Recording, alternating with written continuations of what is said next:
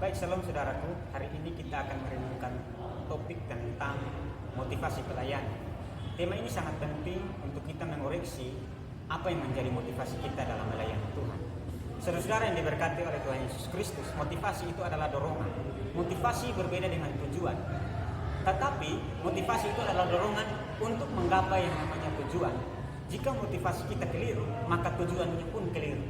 Nah, saudara-saudara, pentingnya motivasi kita lihat kembali apa yang menjadi daya dorong kita untuk melayani Tuhan.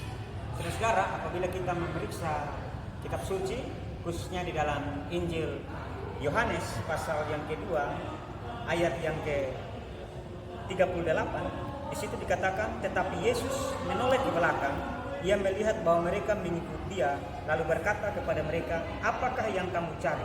Kata mereka kepadanya, Rabi, artinya guru, di manakah engkau tinggal? Kita melihat bahwa ketika Yesus melihat bahwa ada Andreas dan Yohanes mengikuti akan Yesus, dia berbalik ke belakang dan bertanya, apakah yang kamu cari? Apakah yang kamu cari? Di sini berbicara tentang apa yang menjadi motivasi kamu mengikuti aku. Pertanyaan yang sama ditujukan bagi kita sebagai pengikut Yesus. Apa yang kita cari sebagai pengikut Yesus? Atau apa yang menjadi motivasi kita dalam melayani Tuhan? Saudara-saudara, ketika motivasi kita benar di hadapan Tuhan, maka tujuannya pun benar.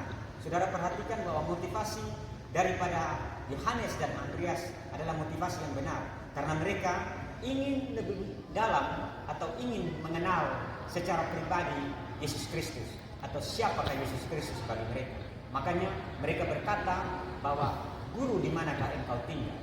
Itu berarti mereka ingin mengenal lebih dalam, lebih pribadi tentang Yesus Kristus secara lebih detail.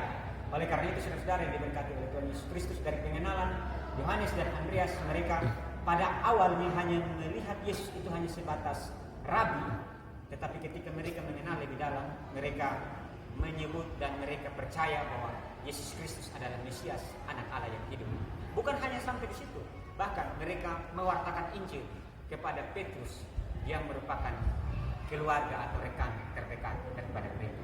Saudara-saudara diberkati oleh Tuhan Yesus Kristus, maka motivasi kita yang benar di hadapan Tuhan adalah motivasi untuk lebih mengenal Allah.